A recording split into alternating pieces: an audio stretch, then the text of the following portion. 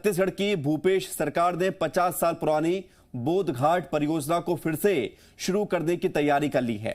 42 करोड़ की लागत वाली इस सिंचाई परियोजना को लेकर आज सरकार की बस्तर के विधायकों और सभी जनप्रतिनिधियों के साथ बैठक की है। वहीं बैठक में जहां बस्तर में डैम बनाने पर सहमति बनी है, तो वहीं योजना को लेकर जनप्रतिनिधियों ने अपनी अपनी राय भी रखी है। इसके साथ ही सरकार से बेहतर पुनर्वास व्यवस्था की भी मांग की गई है। कृषि मंत्री रविंद्र चौबे के मुताबिक बस्तर के जनप्रतिनिधियों से मिले सुझावों को ध्यान में रखते हुए बोध घाट परियोजना को आगे बढ़ाया जाएगा, ताकि भविष्य में इस पर कोई विवाद न हो। रविंद्र चौबे का कहना है कि महानदी की तरह इंद्रावती जल विवाद न हो, इसलिए ये सिंचाई परियोजना जरूरी है। भूपेश सरकार बोध घाट परियोजना को लेकर बस्तर के लिए बड़ी सिंचाई परियोजना मान रही है, इसलिए इस योजना को दोबारा अमलीजामा पहनाना शुरू हो गया है। केंद्रीय जल आयोग की तरफ से योजना को मंजूरी मिल चुकी है। वेबकास्ट कंपनी इस योजना के लिए सर्वे कर रही है, लेकिन इस योजना को लेकर पहले कई सवाल उठ चुके हैं। दरअसल इस परियोजना के तहत बस्तर में एक डैम का निर्माण होगा और इस डैम के साथ ही जल विद्युत परियोजना शुरू होगी, लेकिन डैम के बनने से बस्तर के कई गांव डूब प्रभावित क्षेत्र में आ जाएंगे, जिसको लेकर सामाजिक कार्यकर्ता विरोध जता रहे हैं। सामाजिक कार्यकर्ताओं का मानना है कि इस योजना से न सिर्फ सैकड़ों परिवार प्रभावित होंगे, बल्कि पर्यावरण को भी काफी नुकसान होगा। ये योजना इंद्रावती के जल का उपयोग करने की योजना है। हम इंद्रावती के नीचे ही तेलंगाना और आंध्र प्रदेश के द्वारा पोलावरम और कालेश्वरम जैसी बड़ी परियोजनाओं का निर्माण किया जा रहा है। हम अपने पानी का अगर सदुपयोग नहीं करेंगे तो आने वाले समय में महानदी जैसा जो विवाद है, हमारे पानी के उपयोग के लिए ऐसा हो सकता है, नंबर 1। और नंबर 2, स्पष्ट रूप से मुख्यमंत्री जी का सोचना है कि बस्तर की परियोजना का पूरा लाभ बस्तर को ही मिले, इसलिए इसको जल विद्युत परियोजना के बजाय सिंचाई परियोजना के रूप में इसको शुरुआत करने का हम लोगों ने निर्णय लिया है। और इस खबर पर ज्यादा जानकारी के लिए देवेश तिवारी जी मीडिया संवाददाता हमारे साथ जुड़ रहे हैं सीधे राजधानी रायपुर से। देवेश, बोध घाट परियोजना सरकार इस दिशा में 2 कदम आगे बढ़ा चुकी है। अब सवाल यह है कि इस योजना से कितना फायदा होगा, किनको फायदा होगा, मकसद क्या है, और विरोध की जो बातें भी सामने आती रही अब तक, उसके क्या मायने हैं? देखिए, 50 साल पुरानी परियोजना है। 1979 में तत्कालीन प्रधानमंत्री मोरारजी देसाई ने इसकी नींव रखी थी।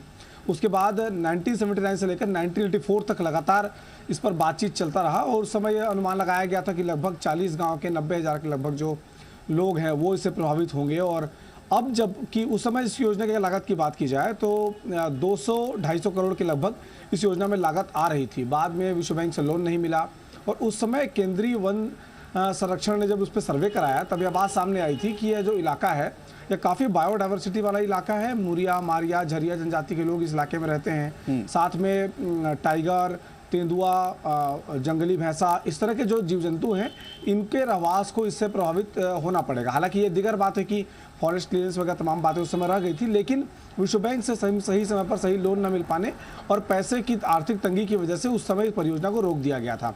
उसके 50 साल बाद अब फिर से मुख्यमंत्री भूपेश बघेल जो है उस योजना को लेकर के एक बार फिर संजीदा नजर आ रहे हैं।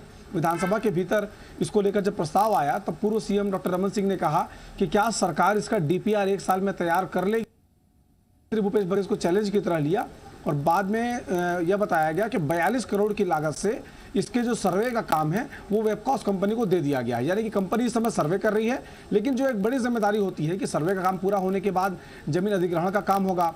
50 गांव के लगभग 1 लाख आदिवासी इसके जद में आएंगे जिनको विस्थापन करना पड़ेगा। तो अच्छी बात यह है कि सरकार ये कह रही है कि जमीन के बदले जमीन दी जाएगी और जो पैसा है वो भी दिया जाएगा।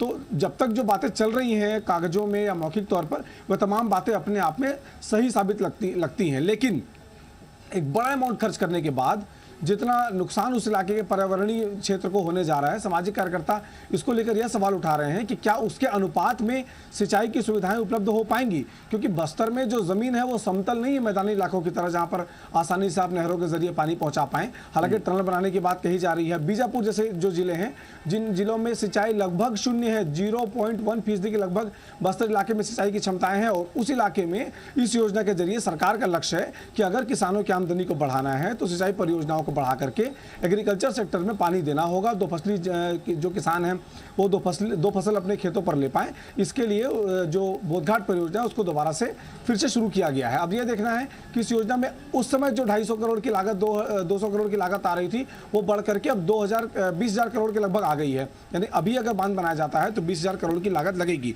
ये दिगर बात है कि पूरा पैसा सरकार को नहीं देना होगा, लोन लेकर के बहुत लंबे समय तक उस लोन की भरपाई की जाएगी, उसके बाद जो है इस बांध का निर्माण कार्य पूरा हो जाएगा। लेकिन दोनों पहलू हैं।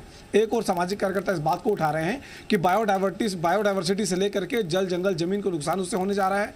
दूसरा सरकार का तर्क यह है कि किसान जो इस इलाके के फार्मर्स हैं उनको अगर आर्थिक रूप से संपन्न बनाना है तब सिंचाई में ध्यान देना होगा। जब योजना की शुरुआत की गई थी तब इसका उद्देश्य जल विद्युत परियोजना को बढ़ाना था, लेकिन अभी की सरकार का यह कहना है कि जल विद्युत परियोजना से परे आ जाकर के इंद्रावती नदी के पानी को इस्तेमाल करना, और दूसरा किसानों को सिंचाई के लिए पानी उपलब्ध कराना इस योजना का मकसद है। जी देवेश, एक सवाल ये बनता है कि 50 साल पहले इस योजना को बनाया गया था, सोचा गया था इसके बारे में कि कुछ इस तरह की योजना हो जिससे फायदा मिले जल विद्युत योजना के तौर पर, हालांकि अब उसमें कुछ और परिवर्तन होगा। लेकिन अब 50 साल बाद जब इसकी बात हो रही है, बैठक शुरू हो गई है, तो क्या कुछ टाइम लिमिट, कुछ ये तय किया गया है कि कब तक इसको धरातल पर रखा जाएगा और कब से इस पर काम शुरू होगा?